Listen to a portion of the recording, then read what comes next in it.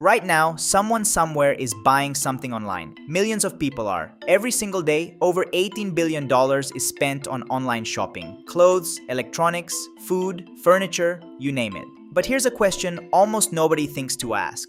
Where did it all start? What was the very first thing ever sold on the internet?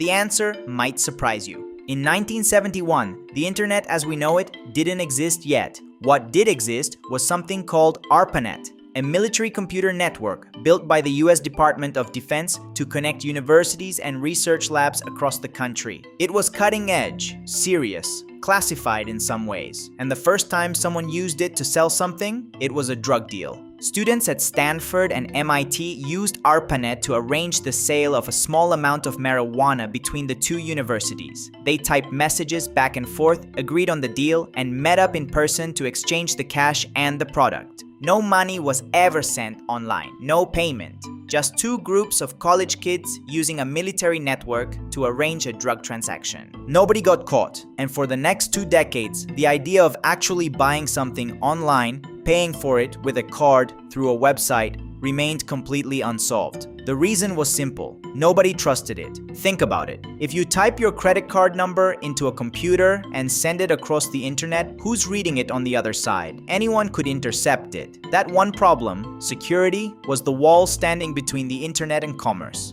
And for years, nobody could break through it, until a man named Phil Zimmermann did. In 1991, Zimmermann released a free encryption program called PGP, Pretty Good Privacy. It was originally built as a human rights tool so that activists and journalists could communicate without governments reading their messages. But what it could also do was scramble data so well that even if someone intercepted it, they'd see nothing but noise. Most people ignored it, but one person didn't. His name was Dan Kohn. He was 20 years old, studying abroad at the London School of Economics, when the idea hit him. The network worked, the technology was there, so why wasn't anyone selling things on it? He went home, graduated from Swarthmore College in 1994, and immediately got to work. He recruited 3 co-founders, and they set up their company, Net Market, in a small house in Nashua, New Hampshire. They built a website, they found a local music store willing to list its products online, and then they solved the security problem by integrating Phil Zimmermann's PGP encryption directly into the browser. For the first time, someone could type in their credit card number and know it was protected.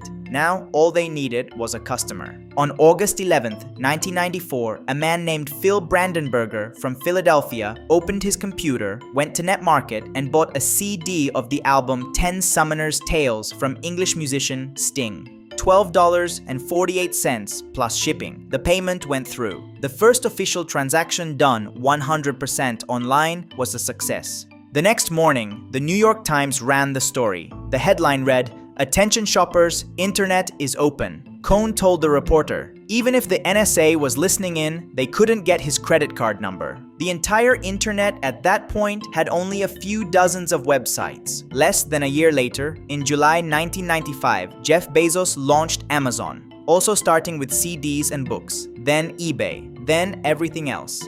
The wall had been broken, and once it was down forever.